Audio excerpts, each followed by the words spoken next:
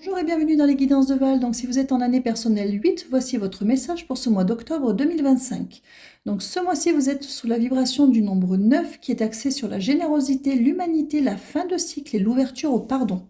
Il est possiblement propice à la clôture de projet, à l'élévation spirituelle, aux rencontres porteuses d'évolution et au lâcher-prise nécessaire. Attention avec le 9, à l'attachement excessif au passé, à l'idéalisation naïve, à l'épuisement par excès du don de soi.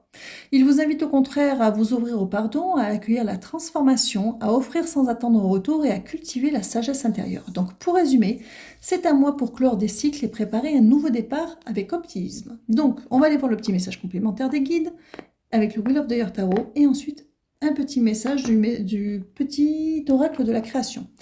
Alors, on va voir la dynamique par laquelle il souhaite entrer. Donc, vous adaptez puisque ça reste un tirage général. Donc, vous l'adaptez au point de votre vie qui pourrait être concerné.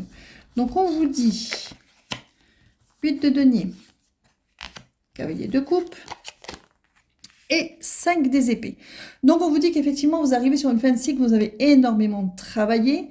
Vous êtes beaucoup plus aligné, beaucoup plus à l'écoute de vos émotions, mais il y a ce petit blocage, beaucoup le mental qui retient, vous savez, l'attachement excessif au passé du neuf, une idéalisation ou un épuisement par excès de don de soi.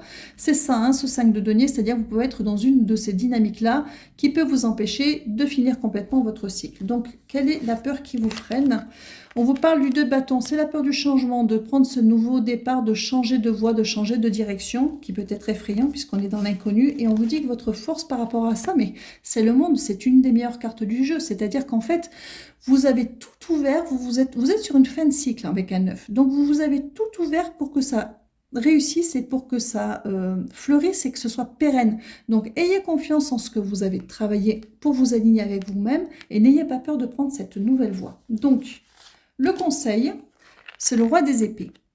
Tenez-vous-en, j'ai envie de dire, au plan. C'est-à-dire, si vous avez entamé ce travail, c'est pas pour rien. Vous aviez une raison de le faire.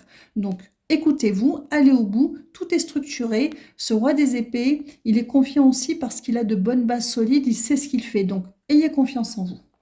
Et avancez et dépassez vos blocages parce que n'oubliez pas que le 9 peut vous empêcher justement de dépasser les derniers écueils pour rentrer dans votre nouveau cycle. Alors, petit message pour conclure. Le miroir soleil, diffuse ta lumière. Quelle belle générosité lorsque tu t'offres aux autres tel que tu es, sans masque, tu resplendis de sincérité. Mets-toi à nu sans crainte et fais rayonner ta beauté, ouverture au monde. Donc je vous souhaite un très bon mois d'octobre et puis surtout, prenez soin de vous.